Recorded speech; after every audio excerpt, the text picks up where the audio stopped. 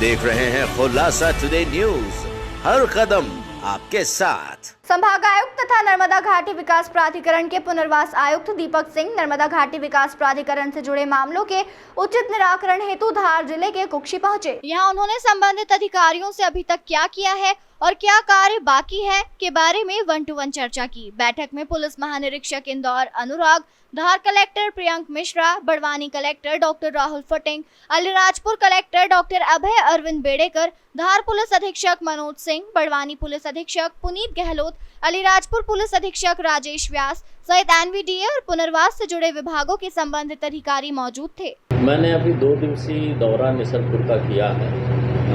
कई गांव में जाकर लोगों से मुलाकात की है। कोटेश्वर में, कटनेरा में, निसरपुर में, रात्रि शाम भी यहीं किया है गांव में। आज हमने सुबह बैठक की है जिसमें आईजी इंदौर, 4 जिले के कलेक्टर्स, एसपी और विभिन्न विभागों के संभागीय और जिलाधिकारी रहे। हमने 2 विषय पे बातचीत की है। एक तो जो पुनर्वास के विषय रह गए हैं उनके शीघ्र निराकरण के बारे में बात हुई है। दूसरा, वर्षा काल में अतिवृष्टि के कारण जो क्षेत्र प्रभावित हुए थे या अतिवृष्टि के कारण नदी या नाले के किनारे जहां पर भी हमें राहत या बचाव कार्य करने की आवश्यकता हो, उन क्षेत्रों में अलर्ट रहने, कम्युनिकेशन प्लान डेवलप करने, एसडीआरएफ और होमगार्ड की टीम को तैनात करने और विभिन्न विभागों के बीच समन्वय करने के बारे में आज हम लोगों ने विस्तार में चर्चा की है। दूसरा विषय है पुनर्वास का।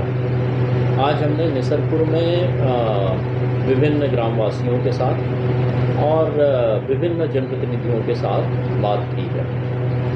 मैं बताना चाहूँगा कि पुनर्वास का जो काम विगत वर्षों में हुआ है, शासन और प्रशासन ने हमेशा संवेदनशीलता के साथ इस विषय को लिया।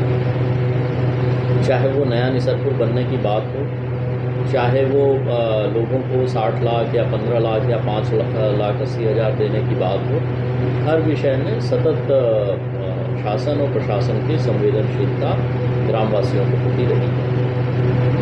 इतने बड़े काम में निश्चित रूप से कुछ विषय हैं जिन पर या तो न्यायालयीन प्रकरण के कारण में या कोई अन्य वैधानिक औपचारिकता करने के कारण काम रुके हुए हैं। उन विषयों पर इंडिविजुअल जो लोगों के समस्याएं थीं उनको सुना भी गया है, उनके आवेदन पत्र दिए गए हैं। आज विभिन्न जनप्रतिनिधियों के साथ साथ कुछ यहाँ के जो सामाजिक संगठन हैं उनके प्रतिनिधि, उनके सदस्य भी आए थे, उन्हें भी हमने सुना है। जो भी विषय उठाए हैं उसके बारे में हम लोगों ने ये कहा है कि ऐसे विषय जो जिला स्तर पे या संभागीय स्तर पे हम निराकरण कर सकते हैं, उनका निराकरण हम लोग तत्परता से करेंगे।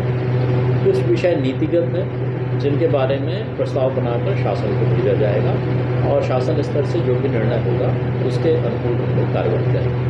सर, अभी सामने डूब आने वाली है, जो लोग 3 शेड में अभी रह रहे हैं उनके लिए क्या तत्काल कोई निराकरण हो सकता है? जैसा मैंने कहा कि जो विषय हम लोग जिला स्तर पे निराकरण कर सकते हैं उसमें कलेक्टर्स की अध्यक्षता में ऑलरेडी जो पुनर्वास और उनका काम चल रहा है वो चलेगा। और जिन विषयों पे हमें शासन स्तर से अगर कोई नीतिगत निर्णय चाहिए होगा तो वो हम शासन स्तर पर भेजेंगे। खुलासा टुडे न्यूज के लिए धार से सैयद रिजवान अली की रिपोर्ट।